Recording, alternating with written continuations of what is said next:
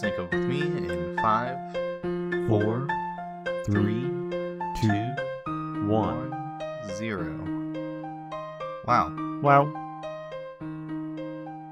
Is this episode number 4? Yes. Yeah.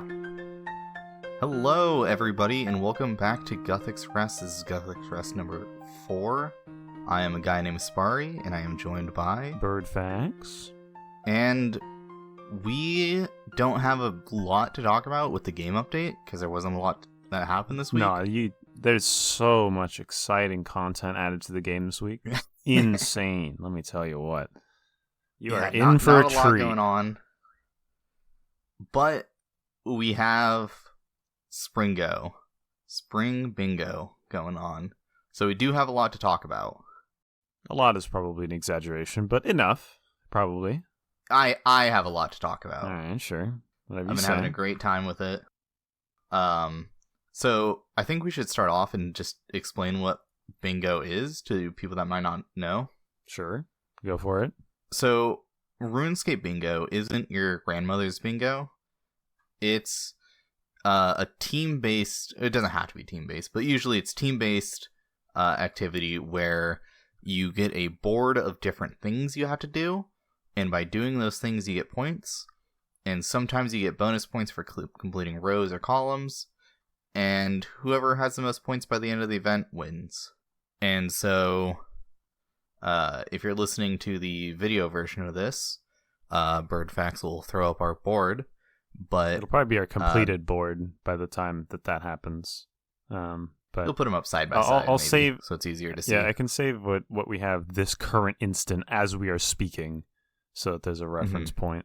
But yeah, so our gimmick for this bingo is regions. So there's 8 different regions that are on this board.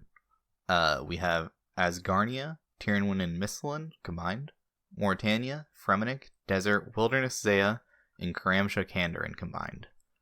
And if you complete one of those regions, you get either 10 or 15 points, depending on the region.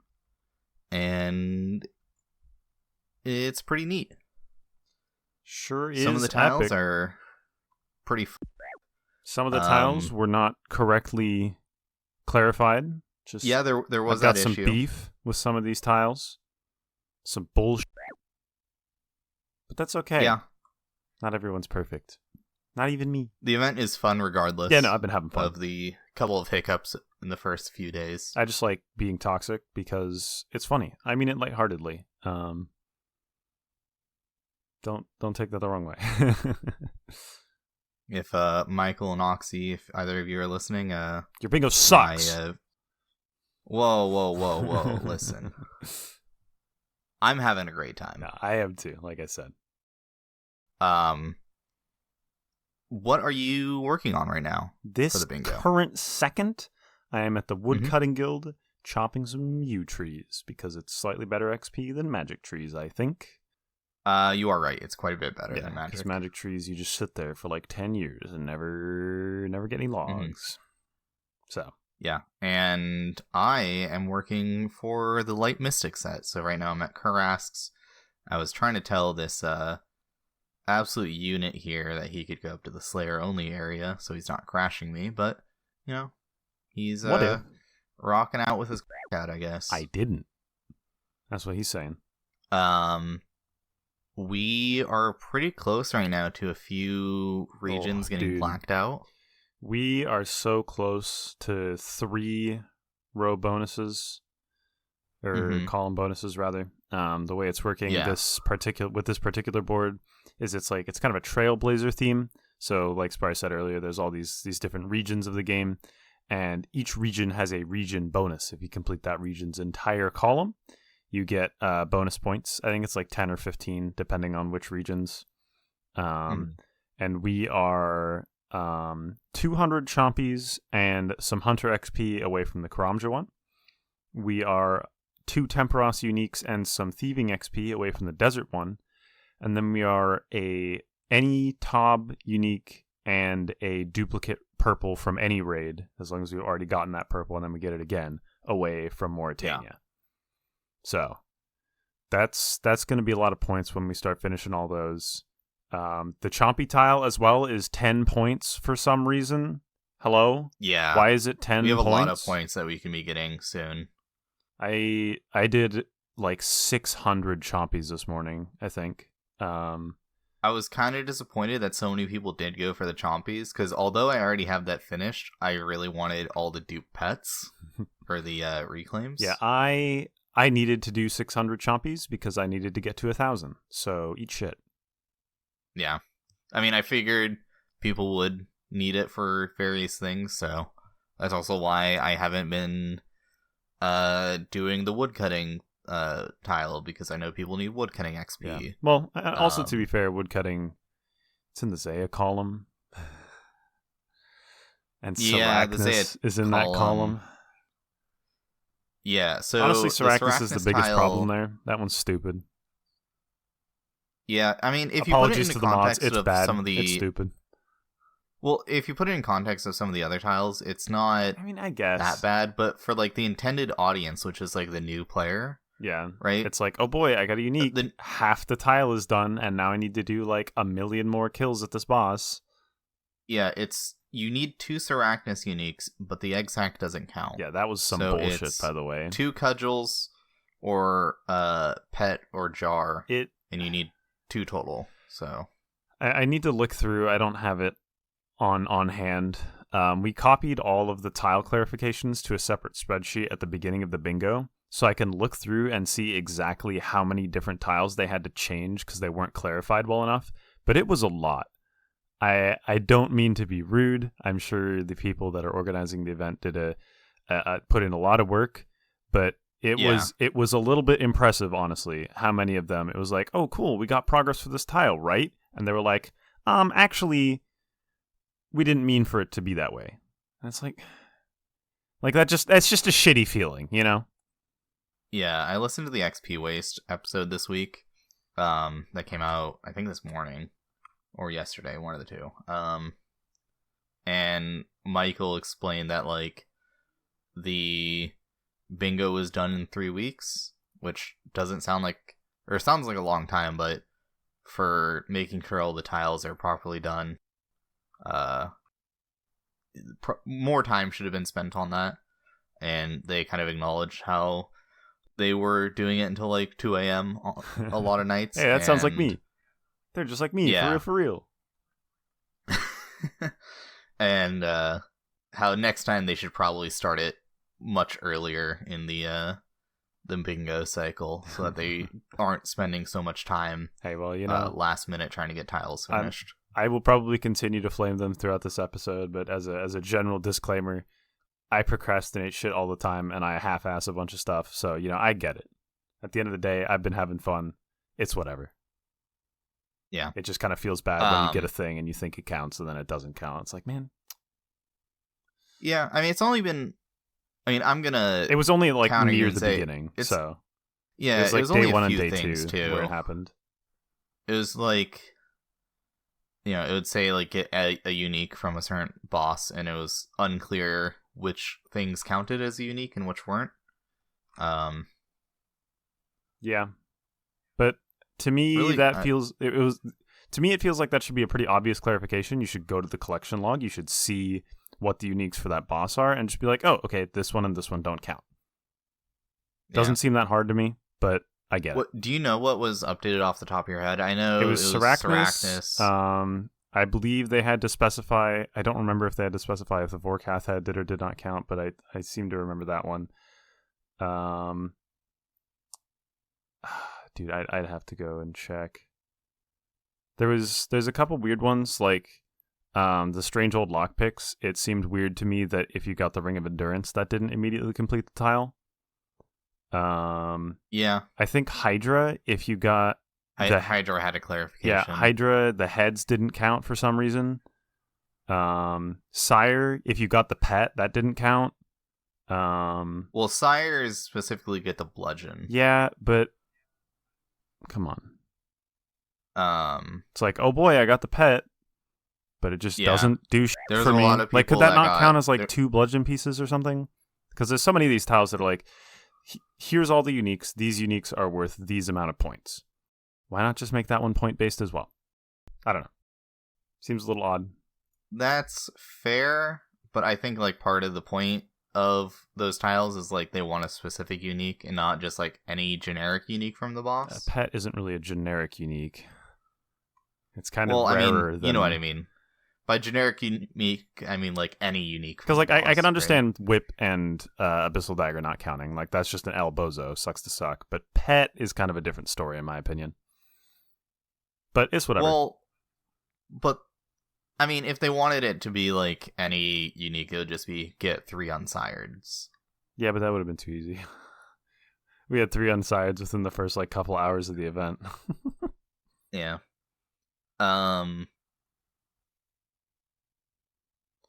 were some other ones, but overall, it's whatever. There was the thing about the the star. The star was like find a tier 4 star, and they actually meant tier 4 or above, which felt obvious to me. But we were immediately like, wait, it says tier 4. It doesn't say above. Do we need to find specific? Like, because we have to know. You know, that's what the rules say. Yeah. So there were a lot of other like small, unclear things like that. Yeah, I remember like the region specific stuff too, where it's like you had to get in a region. Yeah. You weren't very clear about that, or the wording for the obtain pieces of the Mystic set changed. It used to say obtain the following from the Premonic region, and then it was like all the pieces of Light Mystic and the Leaf Bladed weapon. Mm-hmm. And now it says obtain them from within the region, which in my opinion is still a little unclear. It should say something like obtain these items while in the region, because saying from within, it works, right? But you still could theoretically confuse that because it says from within, and it's like, okay, well, those drops can be obtained from within. That is a location where they come from. So theoretically, you could still get confused on that. Semantics at that point, though. Yeah, I mean, I think the vast majority of tiles weren't. But it just felt like we were finding all the ones that had issues like super early on. It was just really frustrating. Yeah. Yeah, I know some people on our team were especially frustrated with that. There was also the issue of stacking at the beginning. That left some people frustrated. That still leaves me frustrated because, okay, I get it. Right? Yeah. You can't really enforce it. You can, but it's like really annoying. Yeah, like that's the problem. Yeah, administratively, it's really annoying.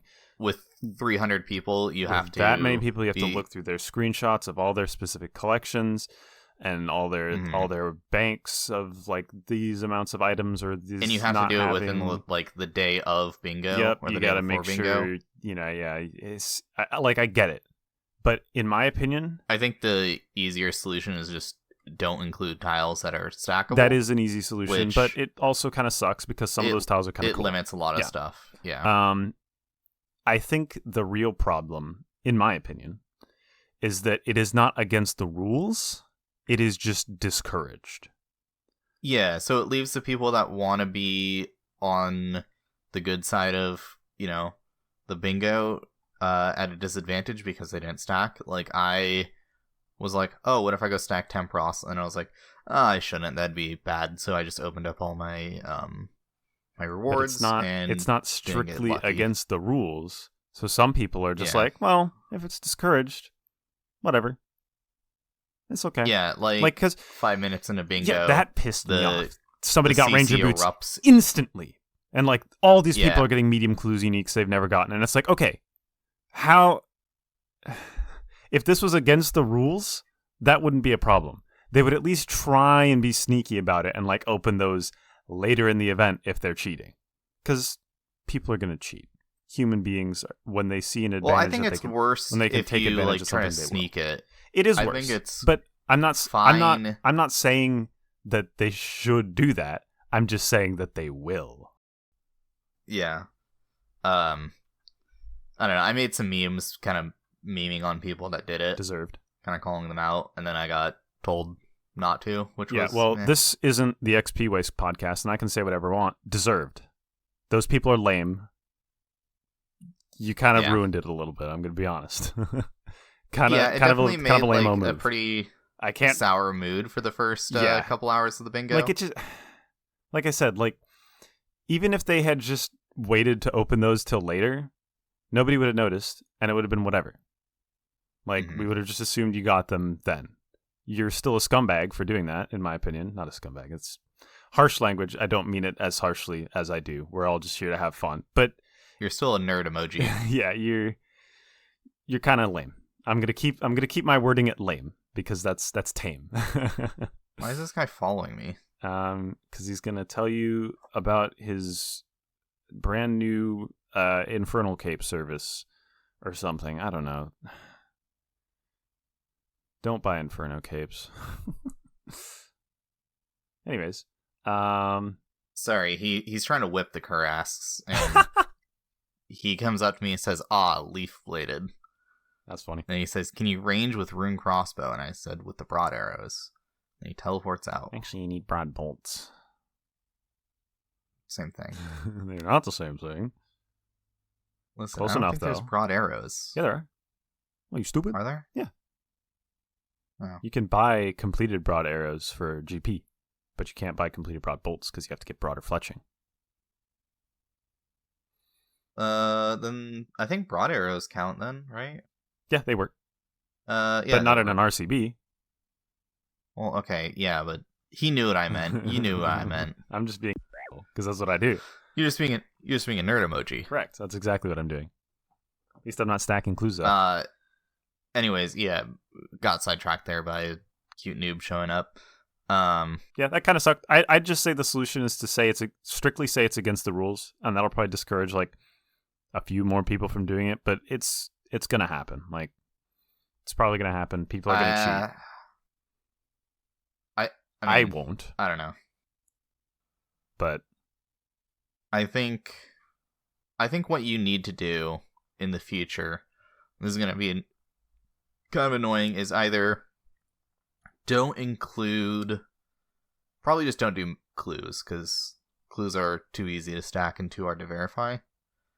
But for anything, like if you're doing like a volcanic mine tile or something, have them take a screen cap of their volcanic mine points before they start. And for some tiles you already have to do that, right? Like for the chompy tile, for example, you need to check your chompy count before you begin, and then check your chompy count again with the passphrase and stuff on the screen, and then bam. Mm-hmm. That's how they keep track of that. So I think for more of those tiles, require that, so that when you're going and verifying, you don't have to do it till the end. You don't have to do all this stuff like at the beginning of when bingo starts, kind of thing. Yeah, and really, it's only for a few mini games. It's for Temperos, Winter Todd, and I guess you can't do Winter Todd, but Winter Todd would be a bank. People that stack Winter Todd caskets are masochistic, anyways. Weird. They don't even stack in your bank. Champ. Yeah, Temperos, Guardians of the Rift, and Volcanic Mine. 3 minigames, pretty easy. It's not a whole lot of extra administrative work, as long as they include it in the screenshot that they submit. Yeah. But I don't know. I think you should just not include those tiles if you pest control don't want as well. people they stacking. Have a pest control tile. You have to do that there as well. Oh, true. Yeah. And the mermaid tiers. Actually, those don't bank. Yeah, never mind. Yeah, those are items that you have. Item. Yeah, I think that's what they should do in the future. But I don't know. It's been a fun event regardless. I've been having a lot of fun doing raids and just doing content I don't normally do. I did 50 Vorkath last night, trying to complete that tile. Obviously didn't get it because it's a 1 in 500. Tell me you didn't get a dragon bone unique. necklace? What the heck, man? Yeah, not yet. Just get the drop. Did a bunch of TOA, started learning Cox. Cox is pretty fun. Yes, sir. I have been 2.5 hours of Scorpia. I've been so happy going back to Chambers. I've missed that raid.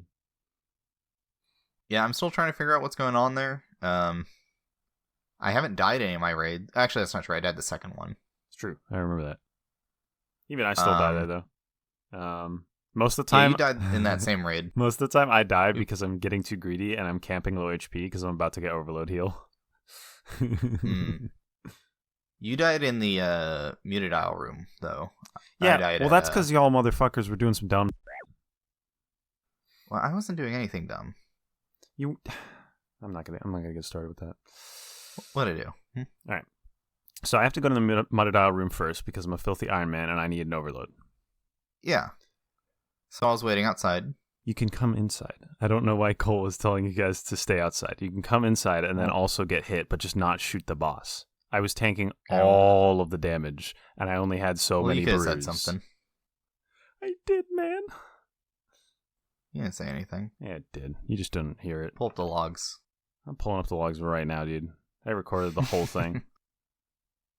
But it was whatever. Yeah, so did that. I got spooned on the on both the dark bow and the blood shard tile. That was funny.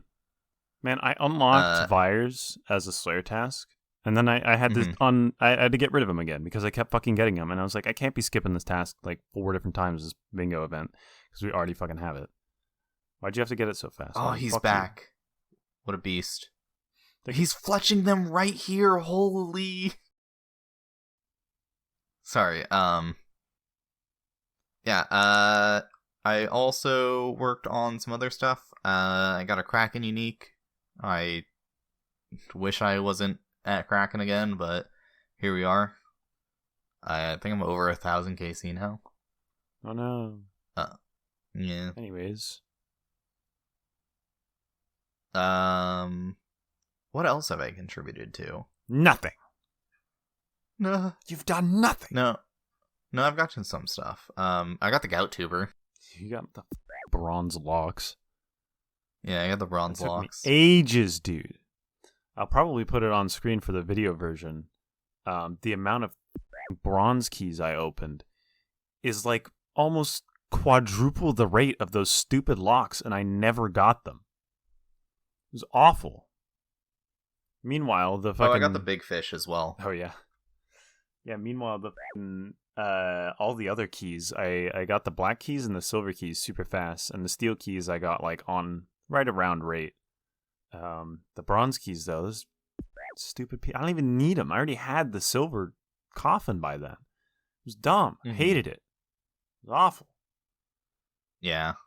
I didn't get any of the books that teach you how to make Bloodbark or Swampbark either. I'm a little sad about that. I want to get the Bloodbark book because it's like... Can't you only get that from like the higher tier ones? Nope, you can get it from any of them. It's just rarer the further down you go. Okay. Interesting. Didn't know that.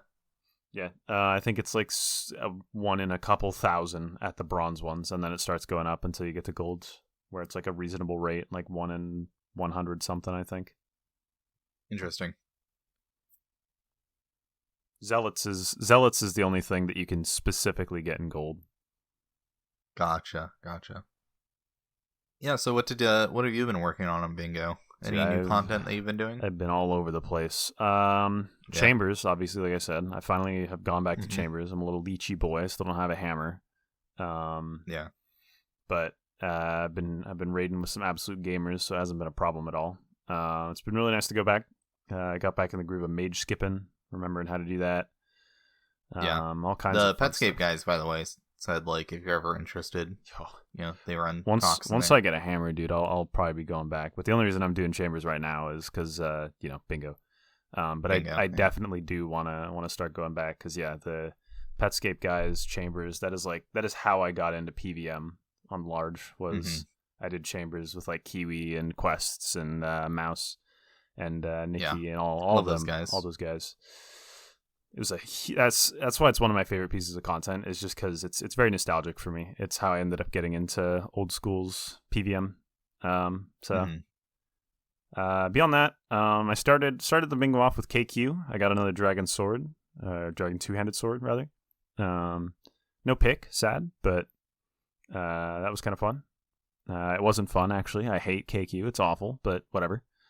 I got the granite maul from just gargoyles. I got the star. That was the first thing I did. That was I think that was the first tile our team completed. Yes, I completed the first tile. Let's go. No, yeah, I did the equivalent of stacking for that tile. I got up an hour before bingo started, or rather about 30 minutes before, and I have the Star Scouter plugin, and I just scouted like 50 worlds and just started. And once bingo started, I just started jumping for them. Found one pretty quick. That's as close to stacking as I got. I would say. Absolutely ban this man. Well, you had Guardians of the Rift stack, didn't you? I do. But that I wasn't haven't because of bingo. Yeah, I have those polls available. I still haven't used them, and I probably will not because that's not in good faith, in my opinion. And it would be pretty easy to prove that I didn't get those during bingo. You know, you can just see that I didn't do any fucking Guardians of the Rift during bingo. So. Yeah, I guess it is technically not against the rules. It's just discouraged, which is the problem, like I said. But whatever. We did BA. Oh yeah, we could have got a better time. I'm gonna be surprised if any team beats our time for BA. Dude, if they do, we could have kicked their ass. Our time wasn't even that good. Yeah, I think we got like an 1806 or something. I think it was 1906, which is why it was subpar. It wasn't even 18. I'd have to go back and check. I'm pretty sure it was 19. I was like, it's under 20 minutes is good enough. Go find out. Go check. I'm pretty sure it was 19. But it was one of the first things we did. Yeah, we knocked that out pretty early. To the top. 1854. Okay, yeah, I thought it was closer to 19 minutes. So, yeah, no, that's a solid time. That's not bad. Yeah, I think 1806 might be like my PB or something, which isn't that great. But I don't run with good. Yeah, all things considered, that's not that bad in my opinion. I did Strange Old Lockpicks. I got both of them from Old Sepulchre, even though Taco was running a bunch of them. What else did I get here? I don't know. That's probably about it. Yeah. I was planning on doing Gauntlet or Zulrah. Oh, speaking of Zulrah, that's the other thing I got. I got my Zenite. I got my first Zenite on my account. Yeah. Which is really nice and also was part of a tile. So that was great. After what are you going to turn it into? A ring. Absolutely the ring. A ring of suffering. Yeah. As soon as bingo ends, I need to train 2 crafting levels, and then I need to go get an onyx, and then I can make it. That's not too bad. Are you going to just buy the onyx from... Fucking unfortunately. I hate doing that. I think I have a fair amount of Tockle stashed up, but I'm going to have to sell some Chaos Runes, and it's so boring. I hate selling Chaos Runes. Yeah, do you have the Chaos Runes for that already? I have like 120,000, and I think it's like 30,000 for Onyx, so... Okay. On average. I was going to say, if you didn't, you do need your full Arums still, I think. Yeah, no, right? I've done 300 Barrows chests. I don't remember how many it is on average to be able to buy an Onyx, but it's less than 300, so. Yeah. Do you have is it the hard or the elite diary that gives you more runes? Doesn't matter. Or it's hard for that. I was going to say. Hard. It's hard for that. And then I was going to say Karamja. I think it's just the easy diary. You just need to be wearing any gloves to make the prices better at those stores. Yeah. And I just finished Elite, actually, because I was doing a bunch of rune crafting before Springo started. So I was able to finish Elite, which is really nice. Finally have that Duradel teleport. Yeah, that Duradel teleport is so nice for Slayer. Very, very nice. Our team captain, I was watching him stream it in Discord, and he still has to teleport to the gem mine, and I made fun of him for it. Yeah, I'm very happy I don't have to do that anymore. It's wild that rune crafting was my last... Go do your diaries. Real. It was wild that rune crafting was the last thing I needed for that diary, because on my main, that was the first thing I had done for that diary. It's a very high requirement, and being an iron slows that down quite a bit. Yeah. I think you're doing a lot more PVM trying to get stuff, Yeah. I think I have 99 banked in Day Alt Essence at this point. So once bingo's over, I am just going to full send, finish 99, have my untrimmed runecraft cape, and then go back to playing the game normally. Because I will be getting 99 range, probably not during Springo, thankfully. Yeah, I've managed to do a lot of like skilling stuff and PVM stuff that doesn't require ranged. I've only used 30% of my allotted ranged XP before I hit 90 or 99. So nice. Oh yeah, that will not be a problem unless we go insano mode on raids within this last couple days, which we will. But I don't think we'll be going that insano mode. Yeah, I have the next 2 days off, so I'm probably gonna just send a bunch of Warcath. But if people want to do raids, I might do raids with them. Yeah, I think over the weekend, Saturday and Sunday, we're gonna be doing a lot of raids. I know I have Saturday off. I do work Sunday, but it's one of the days that I come in at 7 a.m. So I'll probably be getting off a little earlier. Yeah, I think tonight we have plans for some Wildy content while it's still a weekday. That'd be fun. I think Cole and I were talking about going to either Callisto or Vedion. Callisto's bugged right now, which we're going to get into all these bugs. I just alked a Divine Ruin pot, or Divine Combat pot. God, you're dumb. Callisto's bugged right now. If you are off prayer, he one-shots you. Very good. And we're going to talk about all that during the second segment. Yeah. What were you saying, though? Malediction Shard. There's a story. Yeah. So, T-Pace and... Was it Tockle? Yeah, I think it was Cole. Cole? Yeah, they were just getting started at Scorpia when I hopped into chat last night. And I came in. They had been there for about 20 minutes. And I hopped in, and we needed one of the shards. I'm not sure which one. So I can rewind this story a little bit. Yeah, if you want to start from the top. Because I don't know the full story. Closer to the beginning of Bingo, I believe it was Cole specifically. He went and did some solo Scorpia. It might not have been solo. I'd have to go back and look at the screenshot, and I'm too lazy. But Cole and possibly others went and did Scorpia, and they got an Odium shard. And then later in the bingo, I had a task for Chaos Fanatic, so I went and did that, and I got a Malediction shard. And the tile is to complete one shield. It is not get 3 pieces, it is complete one shield specifically, and in that one's case, I think that's probably fine. So we had opposing shards, which was unfortunate. And then I think Cole again. It was either Cole or maybe Arionyx. I don't remember. Somebody went to what's the last guy? Crazy Arc, and got a Malediction shard. So now we have 2 Malediction shards and 1 Odium shard, and so we need to replace the Odium shard that we got from Scorpia with the Malediction shard from Scorpia, or go back to both Crazy Archaeologist and Chaos Fanatic and get Odium shards. And it seems easier to just go back to Scorpia. And so Sparre, Cole, and T-Pace went to Scorpia and had a great time. Please continue. Yeah, like 500 combined kills, no shards, neither of them.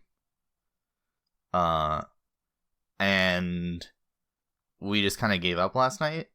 I soloed for about half an hour before I gave up. And it's just... I don't understand how we get so dry for something like that. Yeah, it's just like ridiculous. I'm almost 1,000 Cuirass kills without the light mystic top. Have you gotten a leaf-bladed weapon either? Yeah, I don't think you've gotten anything, right? 2 of them now. Oh, okay. 2 of them. 2 leaf-bladed swords. No axe, sad. But I did go over the rate for a leaf-bladed sword. Yeah, that's why I asked, because I remember you were going over the rate. 700 before I got one, and then I got 2 of them back-to-back. That's epic. So, just taunting me. But, yeah, I think the things I really want to work towards this weekend that I have requested off is I want to finish off the Malediction. I think that's something we can easily do. Like tonight. Mm-hmm. And then the next 2 days, so Saturday, Sunday, or no, Friday, Saturday, I want to work towards completing the Vorkath tile. I think if I just do 9 hours of Vorkath 2 days in a row, I can get it done. Yeah. I did the math. Sure. Assuming about 2 minutes per kill. Sure. I can do it in 18 hours. Assuming you get any amount of lucky. Yeah. That's to hit 500 KC, which is perfectly on rate. Okay, I thought I was gonna say I thought that was a little over rate for Jar Pet or Bone Crusher or Dragon Bone or even Visage. Yeah, it's roughly 10 in 5,000 for any unique. Yeah, but I'm pretty sure if you go about 500 kills, you should. Pretty sure it's 50-50. Either you get the drop or you don't. That's true. But I have Arionyx's Dragon Lance still. I don't think he knows I still have it. No, he does. He was talking about it earlier. Okay, cool. Did he want it back? Only if he goes to Chambers. Okay, cool. Which he doesn't currently have any plans to, I don't think, unless like all of us are doing it. Awesome. All right, well, I'm going to spend the time then doing as much Forecath as I can before he wants it back. And if other people want to do Forecath too, that'd be great, but I don't know if they're going to want to. I'm not doing Forecath. I think most people consider that kind of a dead tile, something they don't want to go for. But yeah. I think once we get that tile done, that entire row is pretty easy to get the rest of. Yeah, I'd just rather focus on like getting our top team to get a purple, and then getting a dupe purple of any kind, for example, and then also the rest of desert. Yeah. How much is the tile worth? 7 points. That's kind of a lot. Yeah, it's a decent amount. Yeah. It's kind of annoying though. The full light mystic is only 3. Yeah, it's kind of an annoying tile. Speaking of annoying tiles, while we're talking about it, granite items. What is that tile? Who made that one? Yeah, those are all kind of fucked. Like, you need all of granite legs, granite helmet, granite shield, granite longsword, and granite boots. Granite boots are a 1 in 2,000 sum. I don't remember exactly. It's 1 in 2,000 sum from all of the Fossil Island Wyverns, except for the big guys where it's a 1 in 600. Which is still fucked because the big guys have like a shit ton of health. I mean, like, I guess if you have Lance or DHCB, you can probably rip through it pretty quick, but it's still going to be a while. That's not a set of tiles we're really going for. No, but I'm just complaining about that tile in general because I think it's stupid and bad. It's definitely a lot. Same with the I think it's probably better, but the one right next to it, the Addy and Rune Dragons tile, that one also is dumb and stupid, and I hate it.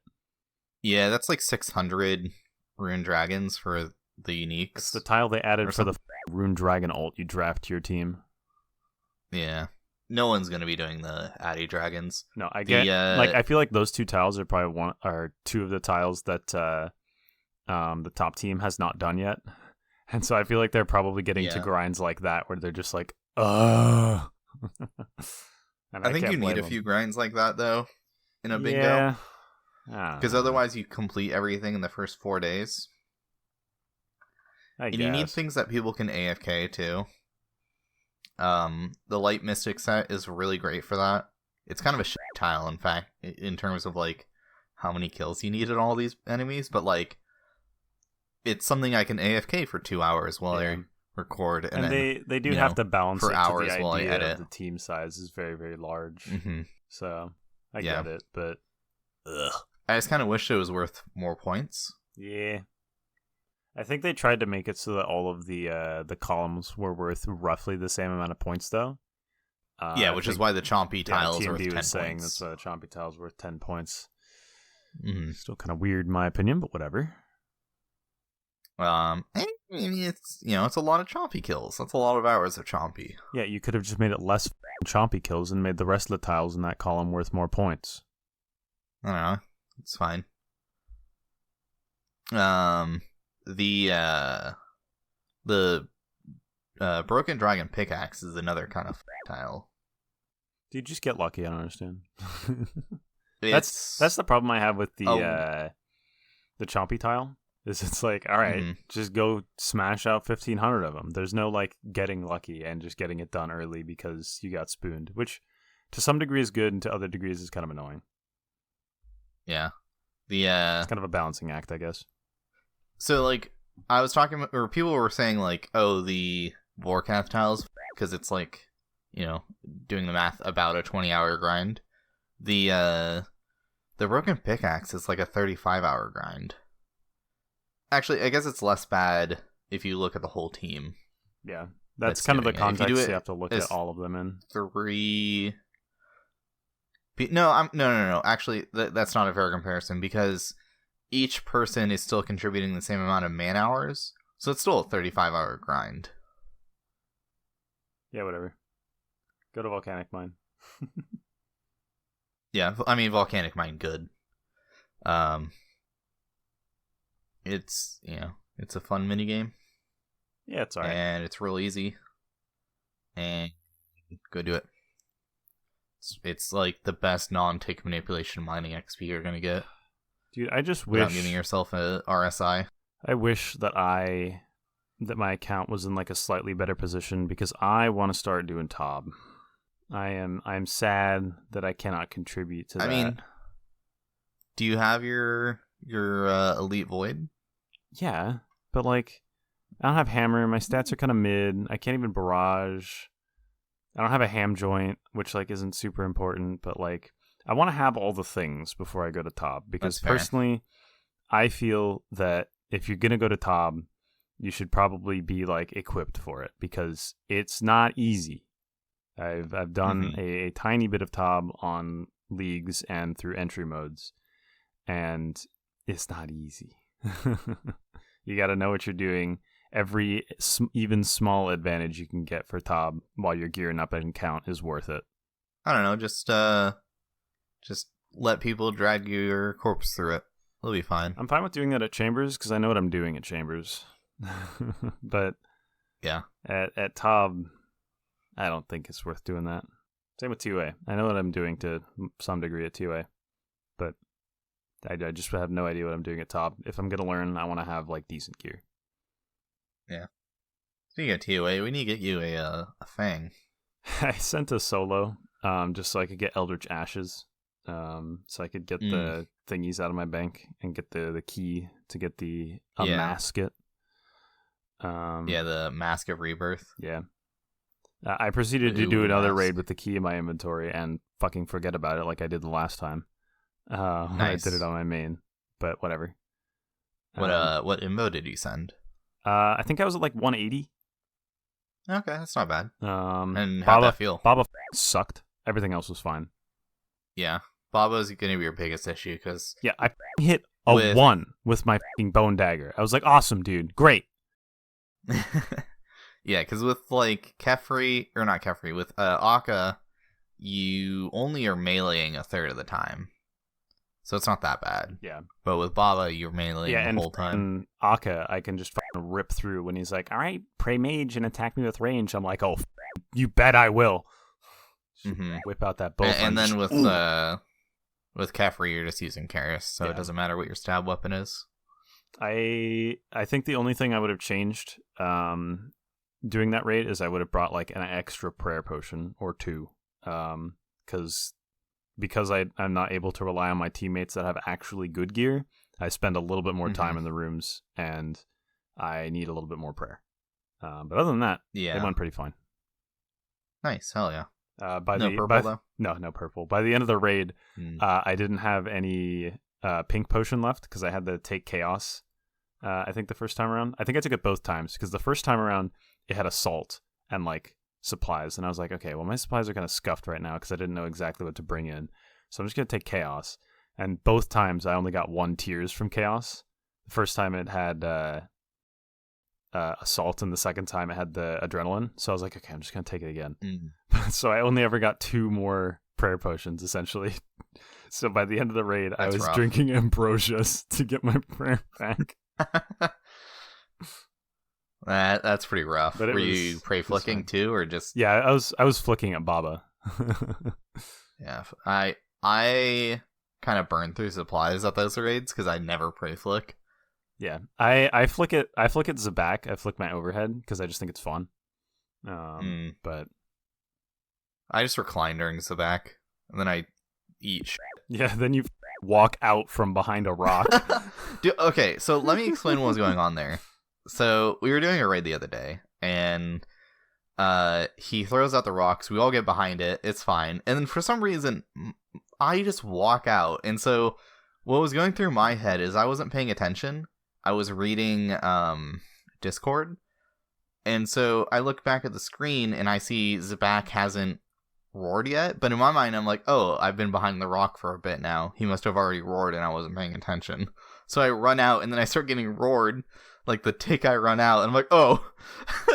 So I run back in and I'm like, all right, well, so didn't die.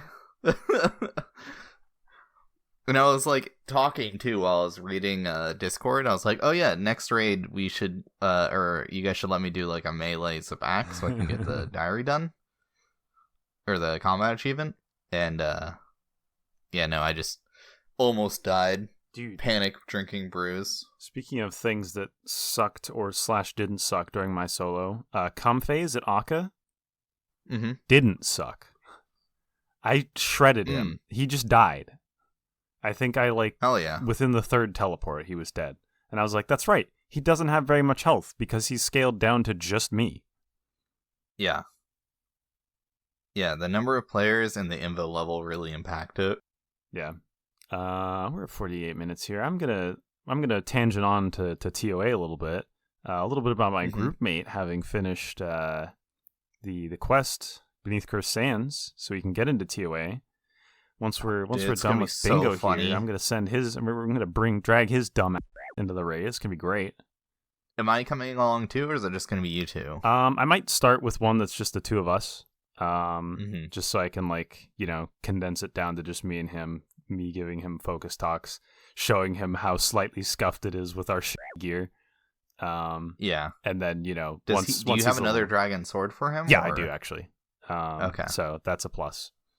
I don't have another trident for him, so I'm just going to have him use ancient magics. Okay. And then he's just going to use RCB for range. Well, you have the upgrade from Muspa, don't you? The scepter, yeah. I mean, wouldn't it be better than for you to use ancient magics and for him to use your trident? I don't bring in scepter. It's not that. It doesn't increase. I guess it does increase your damage. It does. 5%. 10%. Is it only 5%? 5%. Yeah. I don't think it's worth it. It's my trident. He can go f*** himself. Fair. You do have the higher magic level, so. Yeah. I don't even know if you can equip it. Let me check. Waifu tax TM. 68 magic. He can't use it. Oh my god. Tell him to go agility out for a bit or something. He has Tell been. him to get some magic levels. I told him, he asked me if there's any specific skills he should train before going in. And I looked at his stat spread and I was like, well, obviously any combat stats you can increase before the raid are good. I would focus your range and mage if you can because of your lowers. He has base 80 melee stats right now. And then he has 74 range, 54 prayer, and 68 mage. The mage is going to be the hardest part there. So that kind of sucks. But whatever. I told him his range probably isn't that big of a deal because he can just crutch on ruby specs. So it's kind of whatever. He's going to have a tough time landing them, though. It's whatever. It's only going to be a 90 invo raid, which I think is only like plus 30%-ish. I plan to have Feeling Special on because I want him to get used to the fastness there. I think I have the Baba one on that makes the special larger. Just to get used to that size. I might turn that one off if it ends up being too difficult because that one's not like a big deal to have on. But I just figured why not. I have the double dung lines at Kefri because I want to show him how to trap the mailer. And then for Zabak, I have all of them except for whatever the one that makes the jugs smaller. That is Upset Stomach. Yeah. I have all of them on except for Upset Stomach because if you don't have all of them on except for Upset Stomach, you are missing out on free points. It's so easy. Yeah. And then I have, for Wardens, I just have Overclocked and Overclocked 2 because that should be your default speed setting, in my opinion. Anything slower than that, you're throwing. Yeah, it's pretty easy just to have those on. It doesn't make the fight that much harder. In fact, I think it makes it easier due to similarly to feeling special, where it's like it makes it kind of better because it's faster. Well, feeling special is better because it makes the fight faster. Yeah. Because you're spending less time not hitting the fair, boss. I know what you're about to say for Overclock 2. You can match it to your cycle. He will be using a 5-tick crossbow weapon, so he will not be able to match it. No, that's not what I was going to say. Oh, then go ahead. It lets you auto-dodge the the boulders. Rocks. Yeah, that's true. Yeah. If you do the right option. Because without it, you actually have to dodge it. Yeah. People that do Kefri Akka during Wardens are insane. Yeah, I don't understand that one. The only thing I understand is the fact that Akka switches his prayers more predictably. But does he even if you have stay vigilant on? I don't know how that works. No, he swaps randomly, but he replaces one of his attacks, or when he does swap, instead of doing an attack, he does the swap animation. Interesting. I believe. So you get attacked less frequently. Yeah, I don't know. But who cares? I like Zabak because the rock and the jug have different sounds. And I have sound on. Yeah. I never noticed they had different sounds. I just pay attention to what's coming at me. Yeah, they have a different sound. That's usually how I switch. Interesting. It's to the point. It's not a very different sound. Wardens they're only very slightly different. So. Gotcha. I don't have to pay attention to I don't have to look at the boss to be able to click on it. Yeah. So during enrage phase, I just look at the ground near me, and I just know roughly where to move the mouse to be able to click the boss. Yeah, I always stand on left side, so that I have Zabak's projectile immediately within my peripheral vision, and then I also have the Warden within my peripheral vision. And I just click the boss. He dies. Yeah. Good raid. I don't care what people say. Doing Cox, I really appreciate the supplies just being given to you and not having to make them yourself. Yeah. A lot of the puzzles are kind of weird. Yeah, Chambers you can tell it's old. You can tell it's the first raid. There's a lot of weird stuff. They don't really know what they're doing yet. Use tightrope. It's a puzzle room. You just kill these guys and then cross the tightrope. Yeah, it's a puzzle room. It is not a combat room. No, I know it's counted as a puzzle room, but you just kill stuff. That's the whole room. Is it really though, Jack X? Same with Crabs is a puzzle room. That's a real puzzle room. Yeah, that's a real puzzle. But Ice Demon. Yeah, Ice Demon's really a puzzle. Guardians is a combat. I think that actually checks out. Mm-hmm.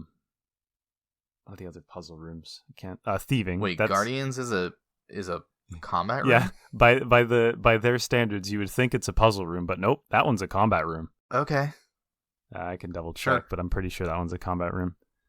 Are you meant to intentionally do that room, by the way? There's no way, everyone doing what they do is the intended method? I mean, the way... Are you intended to tank it? Because you get points for tanking damage. Yeah, the way things, I imagine, because of the way designing RuneScape content worked back then, is they expected you to just walk up and hit the enemy and just not do anything.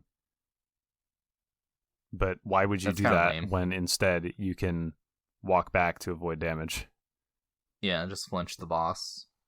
It's not even flinching. It's kind of sort of flinching, but yeah, it's not the traditional definition of flinching. For reference, Guardians are, if you've never done Chambers, they're these guys you have to kill with a pickaxe. Pickaxes are 5-tick weapons. So what you do is you walk up and you hit them, and when you hit them, they will either do nothing. They will hit you with a melee attack, or they will stomp and hit the ground, and a boulder will fall from the ceiling that does a 3x3 impact of damage. So what you do is you walk up, you hit them, and then you run 2 tiles away from them so that if a boulder falls and hits the ground, it doesn't hit you. And then you wait until your pickaxe is ready to hit them again, and then you just hit them again and walk back. And an easy way to time it is you run up, hit them, run 2 tiles away, and then step 1 tile forward again because the rock would have already fallen. And then once your character stops moving, you can hit the Guardian again. So It's really, really epic, cool room. Yeah. It's an interesting raid, for sure. I Ulm's, can see why people enjoy most it. interesting part. Yeah, there's a lot going on in the Ulm fight. I like the Ulm a fight. lot of little intricacies that I don't think were intended, like running head and stuff. I don't think that was intended. No, definitely not. But I think it's cool as shit that it's a thing. Yeah, it's very... The metas for Ulm are very interesting. Yeah. And I've seen people do solo Cox as well. And yeah, I did a little bit of solo in leagues. It's very interesting. Very, very interesting. Yeah. All right. Yeah. I think now is a great time to go to break. But first, we have some sponsors. This episode is sponsored by Cox. I don't have anything for that. It's funny that it's called Chambers of Zarek because it acronyms to Cox. Haha. Funny joke. This week's episode is sponsored by Big Spoon. For all your spoon needs, head to Big Spoon, where you could be the Wabbies, who are 100 points ahead of everyone. How the f*** did that happen? Quote, all skill.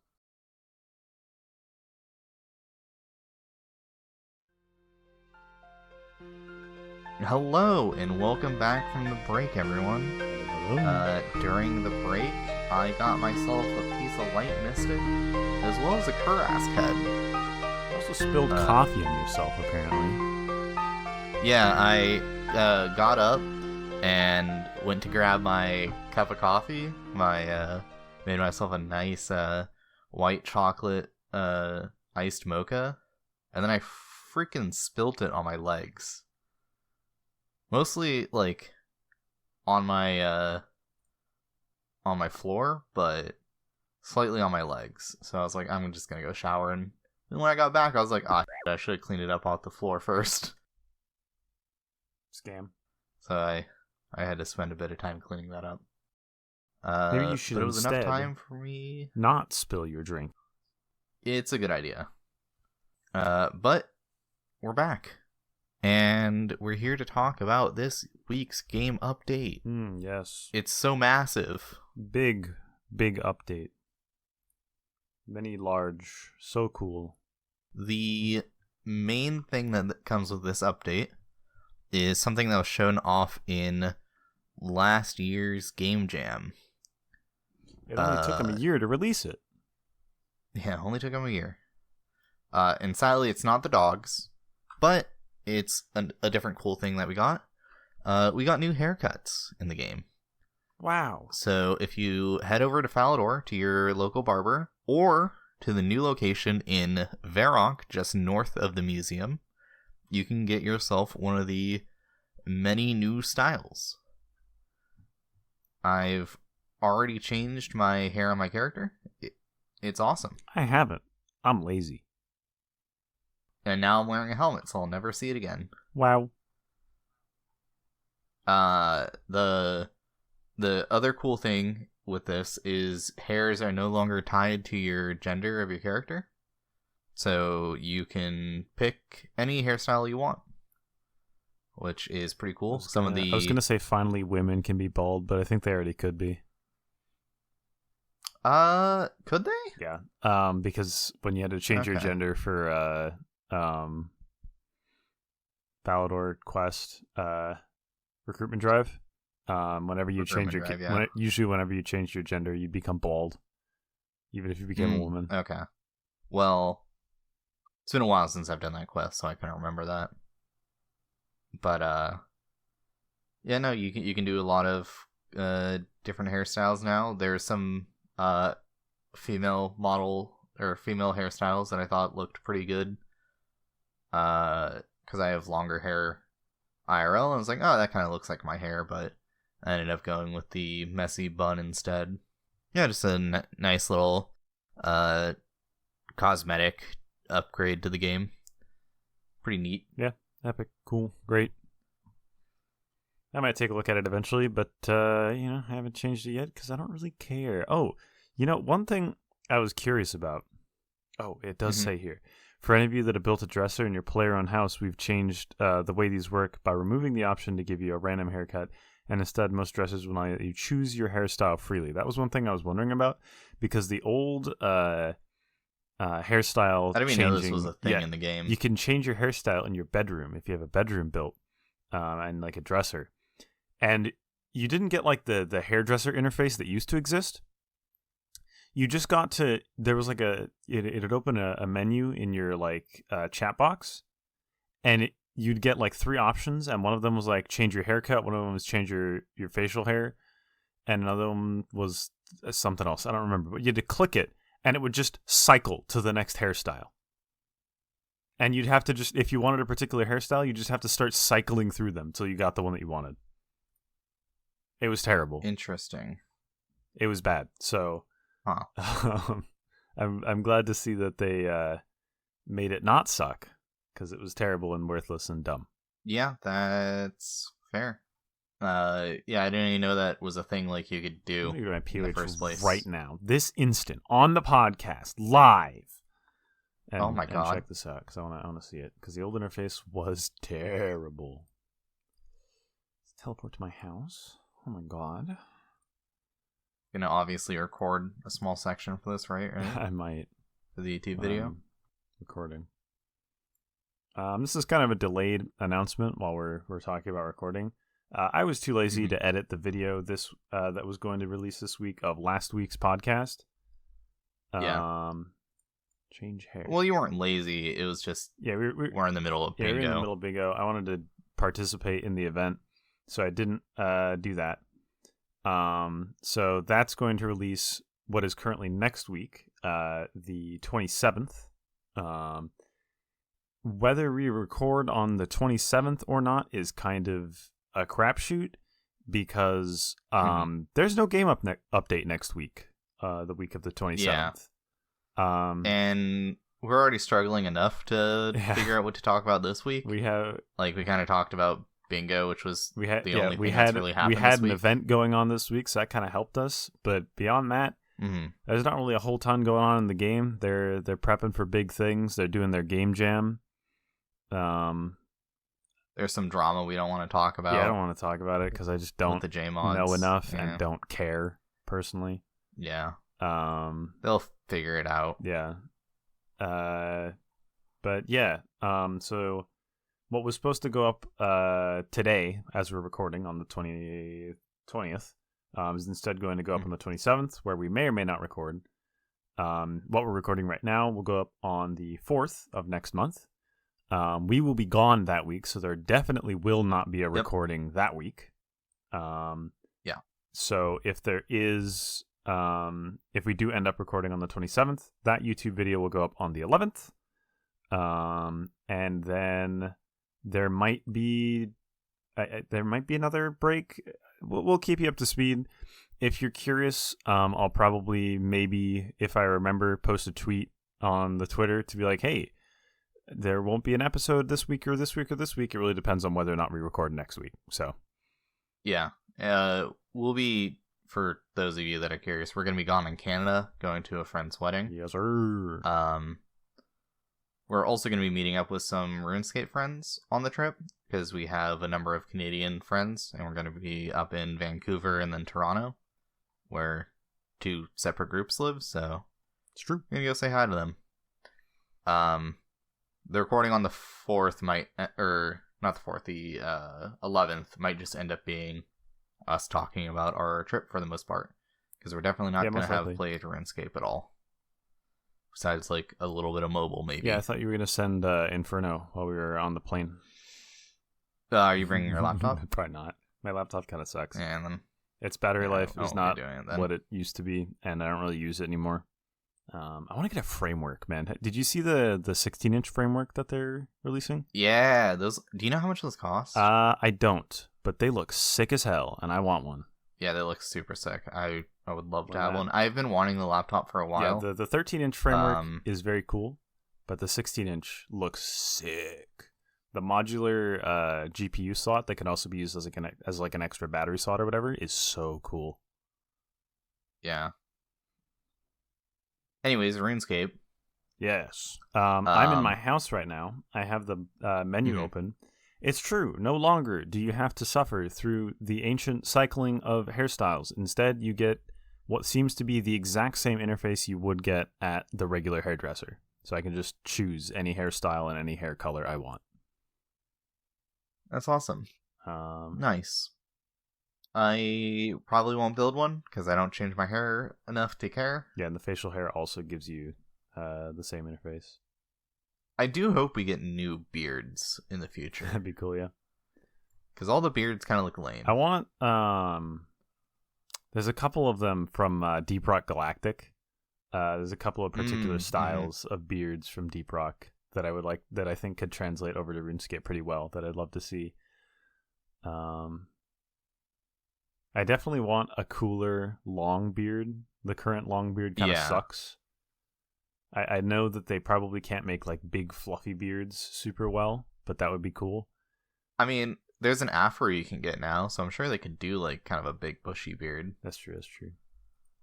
I also generally just... Deep Rock Galactic is kind of an outlier for me. I usually don't put facial hair on my characters. But in Deep Rock, if you don't have facial hair, you just look weird as hell. Yeah, you're a dwarf. You gotta. Yeah. Anyways. Look at all these new hairstyles. Wow. That was the big thing this week. They also removed the beta for Desert Treasure 2 and the Bounty Hunter rewards.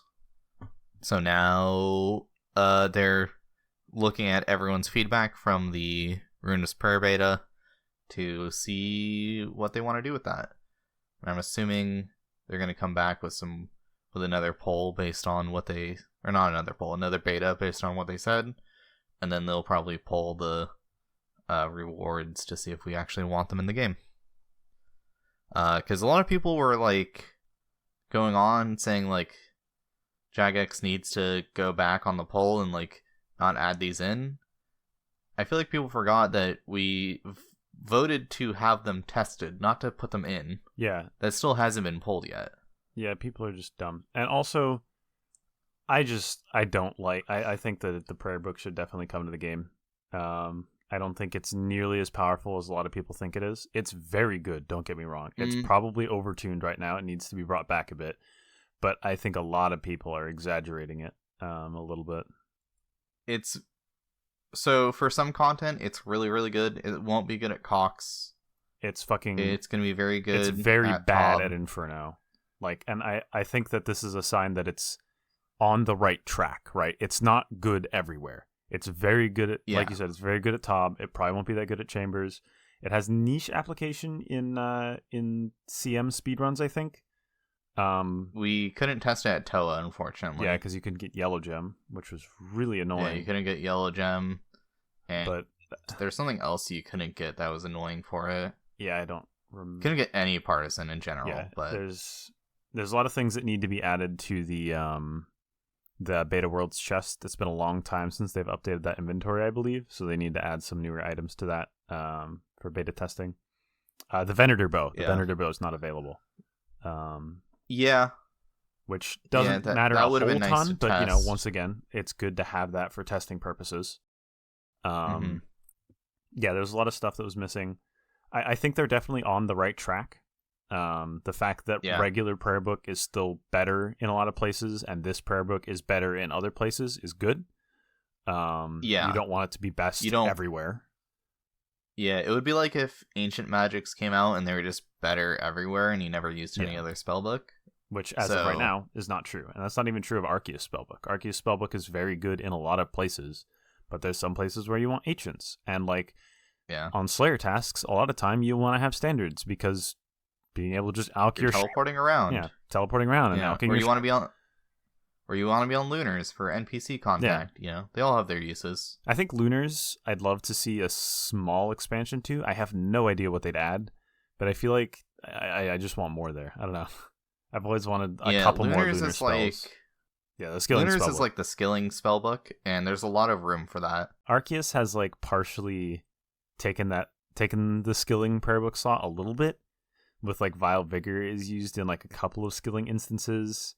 Vile Vigor, Degrime, which I think is fine. Don't get me wrong, but just for the record, the that also exists. Prayer ones as well. Yeah. That like the offerings, prayer. Yeah. Demonic offering and. So I'd love to see some more offering. Yeah, I don't remember what the other one's called. I'd love to see some more skilling type stuff on the Lunar Spellbook, or even more like support combat type stuff, because like it's got like the heals and the spec transfers, which see extraordinarily niche use cases, but the good ones are Potion Share, Venge, Humidify is useful in chambers, but that's more of a skilling thing. So I'd love to see more skilling or support type spells in the Lunar Spellbook, and I think there's definitely space to continue the Lunar storyline, so I'd love to see another Lunar quest. Not Lunar Diplomacy. Think that done, is no, it? It's not not Lunar Diplomacy, but the quest after that one, Dream Mentor. I love that quest. Dream Mentor, yeah. It's such I don't a good remember quest. How that quest ends. You kill yourself, right, in a dream? No, that's the first one. That's Lunar Diplomacy. Lunar Diplomacy. The second one is the one where you find the guy in the mines and you have to like teach him to not be scared of combat. Yeah, okay. I love that quest. God, that guy's such a weenie. I know, but at the end of the quest, he's a Chad, and it's funny. I love it. He's still. I'd love to see a continuation of that quest where like he's scared of something else now, and you gotta like teach him to like. You know, it'd be really funny is if now he just hates skilling. And you have to teach him to like skilling again, because that would be so true and real for real. Sheesh. Yeah, there's a lot of people that like in the early game hate PVM because it sucks in the early game, and then they get to the point where they can do like Bandos or something, and then that's all they do. Yeah, and their stats just are dog shit, but they have 1,000 Grot or Casey or whatever. That would be a really funny like twist on that quest. Yeah, that'd be kind of fun. I don't know what the quest would entail you doing at that point. I'd imagine there'd still be some like bosses, but I imagine I just really want to see an update to the fairy. Yeah, Fairy Tale Part 3. Where is it? Yeah, I don't know what the reward's gonna be. Or I'd imagine you want an update to the Cold War quest line. The ones I want the most are Elemental Workshop 3. I don't want a direct port of the original one. Okay. I'd be okay with it. I don't understand why you like these quests so much. How do you get more quests out of that quest line? It's just make more big puzzles. I like puzzles. I figured those out on my own when I was a kid. I thought it was fun. Okay? I don't know. I think those quests are kind of lame. I like the puzzle aspect. And there's like 4 of them. And the third one's a banger. In RS3. The puzzle there is like a real puzzle, like an actual like puzzle, not just like, oh, fucking go mine these, and then like it's like on the level of like Rubik's Cube puzzle. See, I can't solve a Rubik's Cube, so yeah, but it's that kind of that type of puzzle, and I like that. So I'd like to see if they ported just actual Elemental Workshop 3, like whatever, but I'd love to see them do something different as well. That'd be kind of cool. That one I'd like to see, but yeah, the continuation of the Cold War one, I'd love to see that one too, because that quest is silly. I just love how goofy it is. It's a very silly, like, goofy quest. I think like that kind of quest really exemplifies what quests in old school RuneScape are like, because like like old school RuneScape quests have these like really goofy humor that like not a lot of other games have. Yeah, like a lot of other games take themselves really seriously, while there's quests like One Small Favor. Yeah. I don't remember if you said it or if it might have been in a Jimmy video. I think it was in a Jimmy video, but oftentimes your character is not like the savior of is not really seen as like the savior of the universe, super duper hero type. You're just kind of seen as like a nuisance a lot of the time. You're kind of annoying. Like the dialogue is sometimes degrading to your character, and you like get angry about it, and it's funny. Yeah, I like that because like RS3 has that whole thing where they've like reworked the storyline where you're like the chosen one, but so is everyone else. That. And That's like the most obnoxious shit in an MMO. It's like, you're the chosen one with the, picture of the billion Buzz Lightyears. Yeah. I also just, the way, I hope old school doesn't go this way. It kind of has, though. It has a little bit. Like Dragon Slayer 2. The way I was Madness saying, though, 2. is specifically the involvement of the gods. Oh, yeah. I don't like how in RS3 you, like, pull up to fucking the actual Zamorak, Saradomin, and Guthix, and you're just like, hey, what's poppin', gamers? What are we doing? Yeah, I mean, spoiler, while Guthix rests, I never did the quest. I didn't play during the era, but apparently Guthix dies in it. I do know that. And apparently, like, with the Land of the Goblins quest, we're, like, working towards that with the Stone of Yas Queen. See, the thing is, though, like, we are... for the video portion of this, can you, like, Photoshop the Stone of Yas, but with, like, the... like eyelashes and like the long fingernails, You know what I'm talking about? If I did it, it's on screen, and I probably did it. Appreciate you. No, what I was gonna say is, even if we're working towards that, that doesn't necessarily mean that they're gonna do it. We've diverged in a lot of ways already. Like the elf questline is different than RS3's. And the Majrat questline is already different. We've got Secrets of the North and Desert Treasure 2 instead of whatever the fuck they have. Well, the lore isn't any different, though. That's not true. I believe Desert Treasure 2 expands on existing lore, but because it expands on it, it is technically different. It uses the existing lore as a baseline, but I believe it... but there's nothing that like conflicts with it. I mean, given time, because you have I believe the Fallen Empire is the 4 like regions of the Empire. They like exist in RS3 lore, but aren't like elaborated on. So, okay, gotcha. Yeah, I just know that like in RS3 you have, I think his name is Ma, right? The god. I have no idea what the fuck you're talking about. Oh god, I am only like vaguely familiar with this lore. There's like Ma, who the Majorette are worshippers of, descendants of something or another. I thought they were worshippers of Zaros. What's going on here? They were originally worshippers of Ma or something. They're named the Majorette after him. And Muspa? Yeah.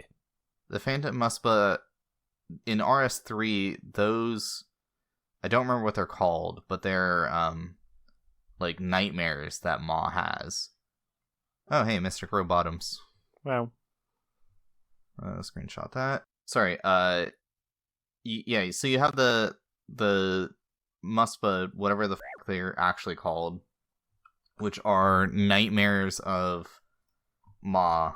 Or not, or sorry, what we fight in old school is simply like someone disguised as one, because apparently they're like supposed to be super powerful. Yeah, I'm curious what that's going to end up being like once they do. Yeah, I don't know. Actually add them. I just don't want to get to the point where we're hanging out with the gods personally. Yeah, no, I don't want that. I like the way that in old school the gods have happened and are done with. That's like a completed story in the past. That's not our problem anymore. And now that the gods are gone, we have to like exist in a world without them, but their influence still lingers. I like that version of fantasy. I'm often opposed to the direct involvement of gods in storylines. Yeah, it can be done right. I think once you get to the point where you're adding gods that you're like directly interacting with, then you've gone so far in the power skill that it's hard to scale back. Yeah. It's like the issue like the Marvel Cinematic Universe has had, where it's like, what is an Avengers level threat anymore? Yeah, and you just have to keep upping the stakes to make things interesting. Yeah. Yeah, I don't know.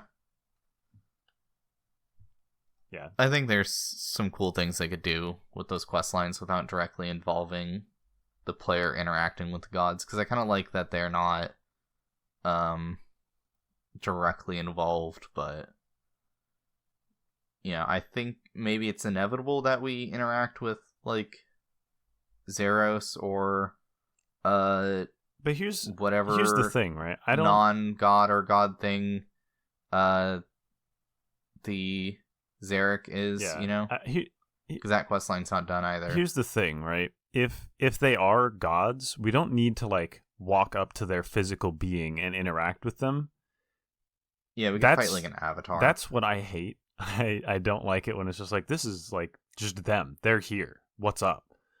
I like it when they're like a voice that can be heard by certain people because their influence is still on the world, right? But they are not physically present. Wasn't Guthix just a dude that rose to being a god? I was not saying that is true of old school. I was saying that that's what I like out of a storyline. Gotcha. To clarify there, that's generally what I tend to like out of a fantasy storyline. I don't like it when they're just like there, and like Guthix and I believe Zamorak and also Saradomin were all just like dudes. Zamorak was like a war general who rose to godhood by betraying Zeros, I think. So like that's all happened, but at this point, right, at the point we're at in whatever age, 5th age, I don't fucking remember. In the story, their influence still lingers, but they are no longer like physically present, from what I understand. I could be completely wrong, by the way. I think 5th age is after while Guthix sleeps. Yeah, I have no. I think we might be 4th age. I have no idea. I mean, don't care that much about like the deep lore personally. Whatever's presented to me in the quests is what I care about. And I'll be honest, I didn't pay attention to a lot of the early quests I did, so I've done them a great many times at this point. So yeah, I don't know. I need to go talk to some of our RS3 friends or something to figure out what's going on. Yeah, I don't know. But yeah, there's a lot of space for more quests. Also, one thing that I think needs to be like kind of cleared up is just because they're releasing a quest doesn't mean they need to introduce like a new best in slot item and like a new RuneScape's first new X. Yeah, like if they release Cold War the Cold War sequel, like I don't need a new best in slot from that quest. Just give me the ability to be a penguin anywhere. That's best in slot. Let's fucking go. I mean, you can already kind of do that if there's like ways to... If you bug abuse. Yeah, if you bug abuse. I just want to do it. I want to be able to just be a penguin. That's fair. Oh, dude, it's so nice. I can actually use a weapon that's not the leaf-bladed axe to kill these basilisks. Wow. Also, I'm not killing basilisk knights because they are... It's twice as common, but it takes way longer to kill them. Don't you want a job, bro? Off task? I don't care. But anyways, why the were game we talking update. About this? I think because we were talking about Desert Treasure 2 and... Yeah. I don't know. And then we got off track. I don't know. New prayer book. On cool. To get off topic. Definitely needs to be tuned back a bit, probably, but for the most part, going in the right direction. I'm excited to see how they change it. And I think by the time it releases in like June-ish, I think, is when Desert Treasure 2 is supposed to come out. I'm sure they'll have it in a good place. Sounds about right. Yeah. We'll have more chances to get feedback. Yeah. So they've already confirmed that they'll be running another beta once they've tuned it. They're gathering feedback right now. So if you have feedback that they haven't already listed, feel free to post it somewhere. They might see it. Yeah.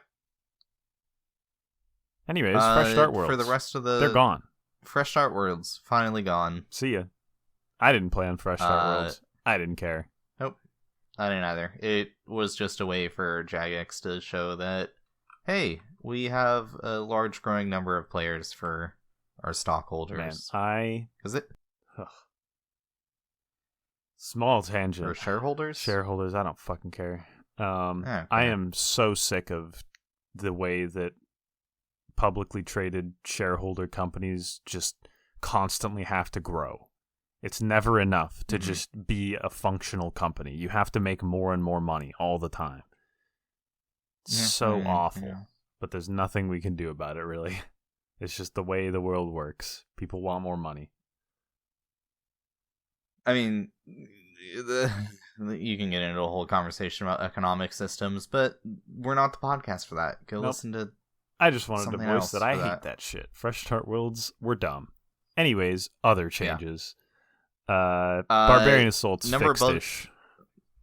Yeah, so I don't know. So, okay, there's two things that were fixed in this thing. There's the double hit splats that they say were fixed. And then effects of poison on penance healers has been restored. Mm-hmm. And you think that it was dealing double damage I to thought them. that while we were doing it. I don't think it was actually doing that now. Okay. Yeah, because I think what it was is that when they updated poison... Yeah, it just showed multiple hit splats for poison for no reason. Because I think the dark green hit splat is supposed to be Fumus's vow damage specifically. You might be right about that. But when they updated poison originally and broke Barbarian Assault terribly, it changed how poison ticked on them. So before it would, if you reapplied the poison, the original timer would be held. So reapplying poison, say, I don't know how often it ticks. Let's say it's every 8 ticks. If you put poison on them 4 ticks in, you would still get the next poison tick in 4 ticks, but it would reset that timer if you kept reapplying poison. I think that's been fixed now. Sure. Sounds good but to me. I don't know. I'm not a BA person. Yeah. I think I just enjoy the minigame. The reason I say I think the dark green hit spots are supposed to be the Fumus's vow one is because if you go back and look at all the people abusing Fumus's vow to just one-shot every enemy in the game, it's always the dark green hit spot. So I think that's specifically supposed to be Fumus's vow damage, and it was just for some reason also showing up as a hit spot whenever things took poison damage. Yeah, it was weird. Because when I was doing KQ, the same thing was happening. She was just getting an extra hit splat whenever she took poison damage for no reason. And whatever JMod went in and fixed that bug in Barbarian Assault, also decided to add a couple little QOL things. I like these. These are a good idea. Every time you clear an enemy type in BA, those death messages will now be color coded. I assume yellow, red, the role blue, colors, or green, based on their corresponding role that kills them. And if you use the wrong poison on a penance healer, you'll get a red chat message now. Well, cool. I don't think there was any message before. Nope. You just, I don't think... You just poisoned yourself whenever you did it. Damage. Yeah. Which I think was enough of a warning before, but I'll never say no to more warnings for new players to figure out what they're messing up on. True. High scores. Yeah. Were lowered again. Yeah, high scores are down. They fixed, the high scores are not down, but the kill count requirement is lower. It is now 20 instead of 25. So you can only kill 20 wildy boss on your hardcore while logging out until people know that you're doing that.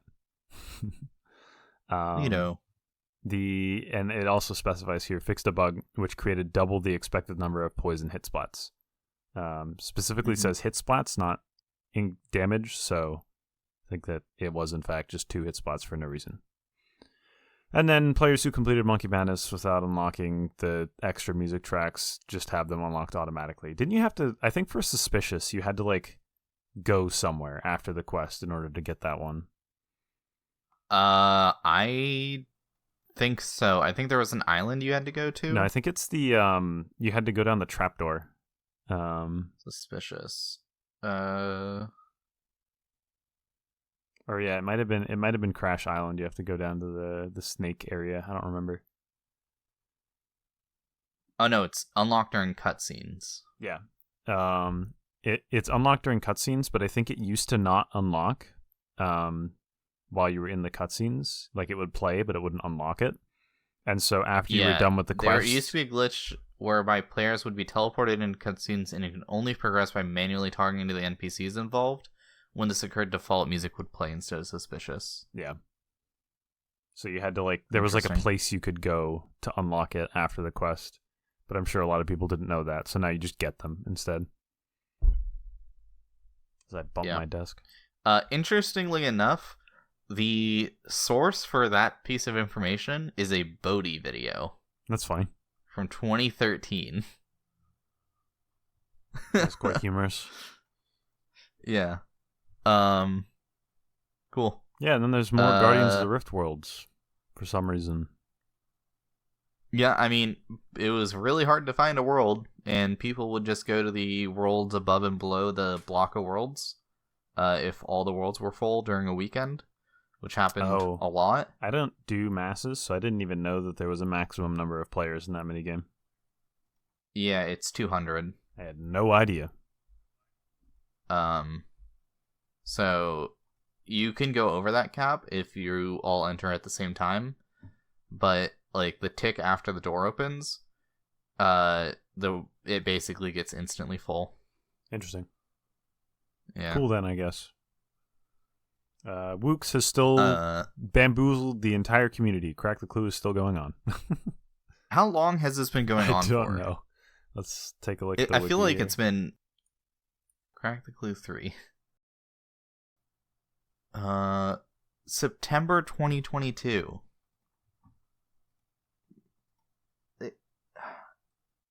It's been 1, 2, 3, 4, 5, 6, 7 months. How have we not figured this out yet, boys? Wooks is just too smart. All right.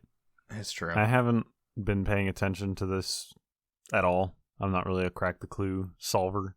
Not really my deal. I'm not either. But it's cool, I guess. And I mean, this seems very Giga Brain from what I'm seeing on the wiki page, and I don't know how you'd solve this. As someone who DMs D&D games, making a puzzle that is solvable yet also difficult to a degree that makes it interesting is the hardest shit in the world. Yeah, so I use puzzles that are made for toddlers, and my players still will sometimes struggle, which is very amusing. Yeah, it's very hard to strike a balance there, and I think it's funny that for this, Wooks can just kind of say, who cares? I'm just going to make it as hard as I want. Because a few weeks back, I had a puzzle for my players, a bit of a tangent. I had a puzzle for my players. They were entering a dwarven keep, and I was like, haha, that Lord of the Rings scene where they have to say in Dwarvish the word for friend. I thought that was pretty funny. That is such a funny scene. That's a classic. So I was like, okay, here's like this whole poem that's written in Dwarvish, and I admittedly stole the poem from someone on Reddit, but it's just like I like to swing this thing and blah blah blah, and it's very obviously a hammer. And at the end of the poem, it's like, what's the name of this thing? And they were like naming specific like legendary hammers from D&D, and I'm like, just say the word hammer. It took them 35 minutes. I mean, that is in line with the scene in Lord of the Rings.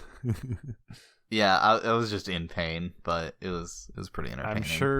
I'm sure Gandalf's DM was so angry, just furious. He's like, dude, it's right there. Just say friend. I literally put it right there, bro. Yeah, so pretty minor updates this week. Nothing too crazy. Nah, it's absolutely insane. Crack. Did you guys know that the PvP rota has moved to period A? Whoa! Oh, whoa! PvP arenas using Zerker loadouts. Holy The updates have also caused a lot of bugs. I don't even know of all these bugs. You said there's a bug at Callisto? As far as I can tell, this isn't listed. What's going on? So, I haven't tested this, but I've been told from 2 different Discords now that at Callisto, so earlier in the week, it was the mage attack was one-shotting you, regardless of your HP. So like Muspa kind of thing? Did it hit through prayer? Yeah, so I think it might have been. I wonder if that was the same bug. Probably. I think it's all related to whatever wackiness they did behind the scenes for magic, because Muspa was hitting through prayer, Callisto was bugged, the polyips? No, the Spinalips. The things that Spinalips, thank you. The Spinalips were much more accurate. They're mage-based ranged attacks. Or no, they're ranged-based mage attacks, which is a weird thing. Actually, didn't know about that. And that makes a lot of sense, because I was getting shredded by them. Yeah, so now that's fixed. And then, but now Callisto is, instead of smacking you down with his mage attack, is smacking you down with a ranged attack now. Great. So if you're off prayer, you just get one shot. Very cool. Oh, the Tob, the spider's boss, Nilo? Or crabs. Nilo. They're spiders. Yeah. I hate that people call them crabs. I don't do Tob, and crab is an easier thing to say than spider. It's one syllable as opposed to 2, I guess. Well, they're ticks. They're spiders. I don't care. They're ticks. They're spiders. They're Nilos. But they look yeah, they're Nilos. The Nilos were also one-shotting you. The big Nilo. Epic. Sounds Boss fun. Nilo. That room's already super fun. Yeah, so anything that like does mage was just obliterating people, sending them to the Shadow Realm. Hey, Akka didn't kill me. Exodia. I think Akka was more accurate. I mean, maybe. I don't know. But that's all been an issue that is still actively being worked on. I think at the top of the news post, there's like a whole bunch of bugs that There's actually not that many right now. Because all of the stuff that was just listed is not even there. Various combinations of hair, facial hair, and the mage hair one color. at Muspa is listed, but that's that was the only one. Chat heads are disappearing with various combinations of hair. They're investigating that one. Oh, players were also just disappearing. That was a RuneLite problem. Were disappearing. That was fixed by RuneLite. Okay. At least that's what it says here. It says the issues with the RuneLite plugin have been fixed. There was the buying looting bag for 10 Slayer points was said to have been added, but it wasn't actually. So that'll get added not next week, but the week after. Phantom Musfa has been fixed, but not actually, apparently. That particular issue has been fixed, but there are apparently other issues, as Sparre was just saying. And then apparently turning off quick prayers in PvP is inconsistent. Yeah, I don't do PvP, so I'm not sure. I haven't seen that, but... Yeah, I wouldn't know, but I believe it. Yeah. It doesn't list it here, but I think they fixed it. If you go to the old news post... do they have some more? Yeah, they have a whole ton. It's Desert Treasure 2. Nightmare's Prayer Shuffle attack wasn't working properly. That was just killing hardcore. Zabak's Blood Barrage. Oh, yeah. I saw a clip of Zabak one-shotting someone with Blood Barrage. Nice. Got him. Vanguard's Magic Attack was hitting instantly when faced in the Chambers of Zarek. Nice. Zamorak, Saradomin, and Braskin and Ancient Wizards hitting more accurately. I actually felt that. I was doing a hard clue, and I was praying melee, and he was hitting me with mage. He was just hitting every single one. I was like, what the fuck? So I switched to mage pray. I was like, what the hell, man? Dude, we've sworn so much in this episode. I have so much to edit. Get fucked. And if you want to hear the uncensored version, I've officially started posting those on Patreon. Yes, a reason to give us means money. I'm having to edit 3 different versions of this podcast. One for the podcast apps, one for Patreon, and then a podcast app version without the outro music for Bird. So the YouTube for version. The YouTube edit. Just say the YouTube version. Yeah. Well, I was explaining how it was different than. Yeah, could I get that one? I need like all these. I'm gonna start listing off. I'm gonna make a bulleted list of things that I want to be different in it for absolutely no reason. I just need you to do that for me, all right? No. More things. Sukas were freezing you, even if you're praying against it. That sounds fun. This says it was fixed, but it definitely isn't because I experienced it yesterday. Baba, when she throws her boulders, you used to be able to cancel it by hitting her with that worked a today. bow. I did that today. You did it today? Yeah. Okay, well. Maybe it's inconsistent. Right, I don't know, but I did it today. Okay. Vires could take damage from any weapon. Dagonoth Mother was using the wrong styles. Hit points not regenerating as expected when you activate Rapid Shout Heal out to and Kirby Redemption. Skip. Yeah, I actually called it by name Kirby here. Skip. Crazy. Oh, you literally couldn't complete the Bryophyta and Obor combat achievements, apparently, and the Corrupt and Regular Gauntlet. Yeah, there was a lot of weirdness, and continues to be a lot of weirdness. And I wanted your opinion on this. I don't know if I sent you the screenshot, but so the way Jagex does it for their beta worlds is they'll have all the like beta changes in the game, and they'll just have flags set for which world you're on, whether or not those changes are in effect or not. That's why, like, you know, that's how they do like PvP worlds. They'll just have the PvP flag that'll check what world you're on. And someone was saying that's a bad way to do things, to have like beta changes that are just in your main code with flags set for it. I mean, here's the problem.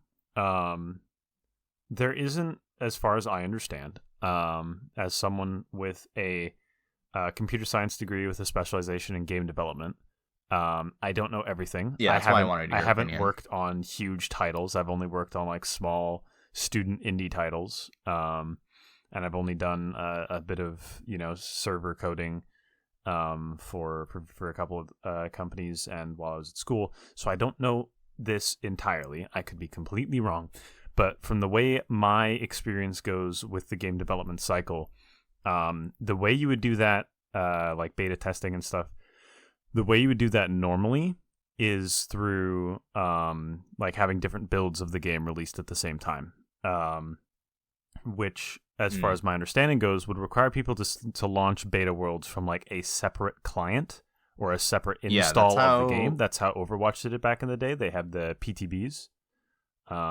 That's how Smite did it. That's how PUBG did it. That's how every game that I've ever played. Because the game has to run separate code. You have to isolate it entirely. If they want beta worlds to be as smooth of an experience as possible, they have to do what they're doing. And in my opinion, it's probably better because the reason that companies often complain about... It's easier to deploy it this way, it's easier to deploy it this way. But I was going to go on to the reason that companies complain that they don't get enough beta feedback is because a lot of people just aren't willing to go through the hassle of installing the game again.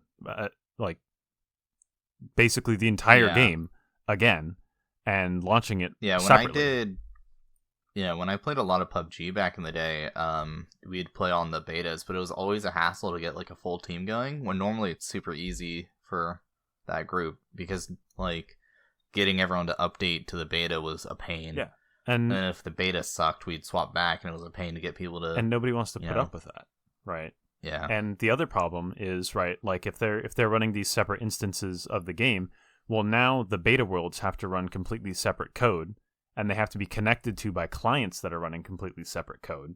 So you run into this problem of like all these different infrastructures that you're running at the same time. So in order for ease of access for both the players and for Jagex, this is the way they do it from what I can gather, of course.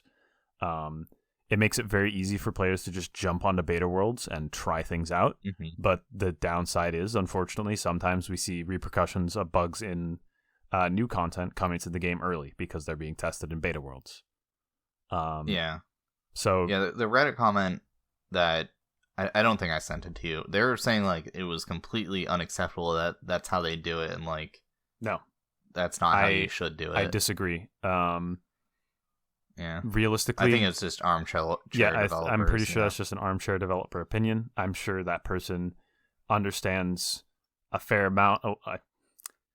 I hope that person understands a fair amount of what they're talking about before saying that. But honestly, on Reddit, I kind of doubt it. I'm very pessimistic when it comes to people's opinions on Reddit. Yeah, another gripe with Reddit, it just kind of gets into the drama, but I'm not going to go into details. There was a news post where they said, hey, we banned, it was like 1,000 accounts or 10,000 or something. I think it was 1,000. Of people doing account services. And for some reason, like the people on Reddit think it's like bots they banned, which is not what was targeted. No, yeah, account services is people that bought Inferno capes, etc. Irons that had people that paid for people to play on their account. At that point, why fucking play Iron, by the way? Yeah, it's just, I don't know, I don't understand, like, what, these people that have such strong opinions about things that they, like, clearly didn't people just like drama. Read the news post. People just like to be angry. That's why a lot of people log into Reddit or social media in general, as far as I can tell. People just like to be angry at stuff. They like to be in conflict, which I just don't understand. It's not for me. But, you know, no. At the end of the day, my opinion on the whole controversy right now is it's not affecting my enjoyment of the game. I don't care. Yep. But yeah, back to the beta worlds thing. Like I said, there's advantages to the approach that Reddit commenter said. It would be great if they could, you know, completely isolate the beta, but it would be more of a hassle for people to log in and try it. So they would likely get less overall feedback, and I think we would end up with this idea where like only the sweaty tryhards that have different opinions than everybody else try the new content, and then it would exacerbate this issue of everybody being like, oh well, new content's only catered to like high levels or low levels or whatever, because those are the only people going and bothering and trying it. Whereas right now, it's very easy for people to go and just be like, hey, what's popping on this new beta stuff? You literally just hop worlds. So there's advantages and disadvantages. The isolation would be great because we wouldn't have to deal with these bugs and shit. But at the same time, there's the advantage here of so easy to just jump into beta worlds.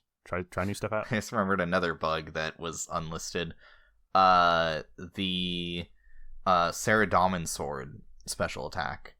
It does a mage-based attack, and it was hitting twice instead of once. Oh, that's funny. Was anything wrong with Voidwaker? I don't think so. Weird, because that's a mage attack, isn't it? The spec? Yes. Huh. But that's a melee-based mage attack. The Saradomin sword is just a mage attack. Because you get magic XP from it. Yeah, I don't know. Very strange. Lots of weird stuff happening. Yeah. I think any mage-based attack was bugged, but any attack that was like that's why the Spinal Lips were bugged, because they're mage-based ranged attacks. Or range-based mage attacks? I don't know. It does. I don't know. Yeah. Things are fucked up. It's weird. Most of it's fixed, but not all of it. Yeah.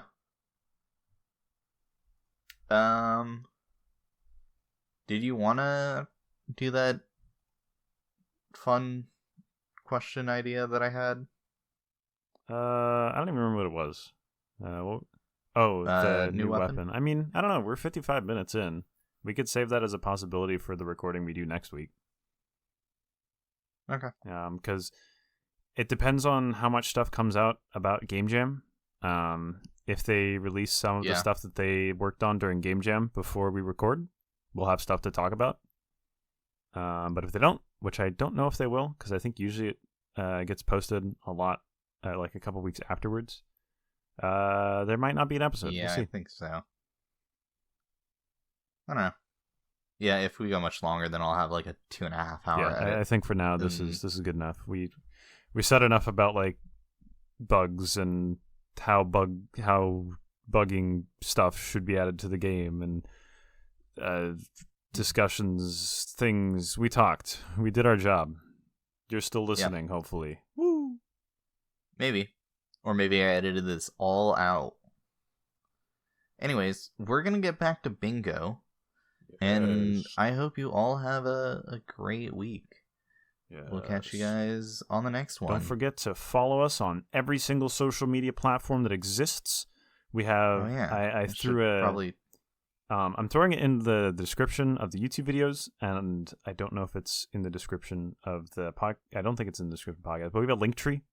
Is that on Twitter that they can find that?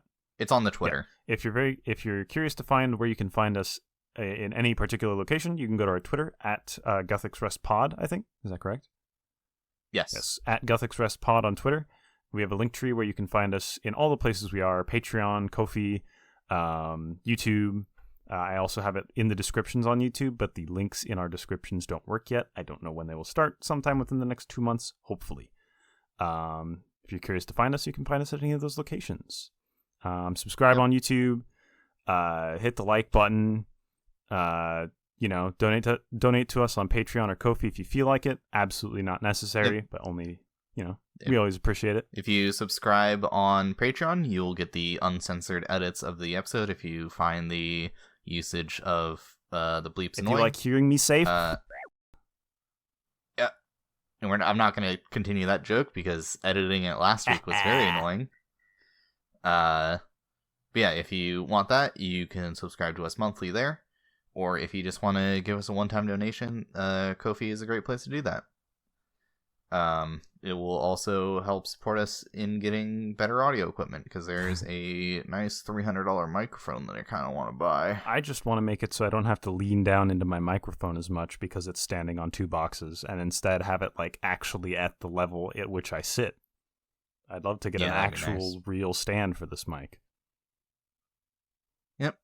But you can follow us on Twitter, on our personal accounts as well. I am at AGuyNamedSparre.